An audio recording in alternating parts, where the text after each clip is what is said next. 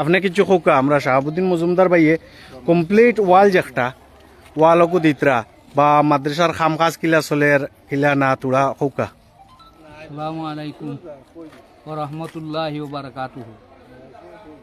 আমরা আপনারা যে যা দান দক্ষিণা করছেন আর পর্দা আলহামদুলিল্লাহ আমরা আপনারা শুক্রিয়া আদায় করিয়ার।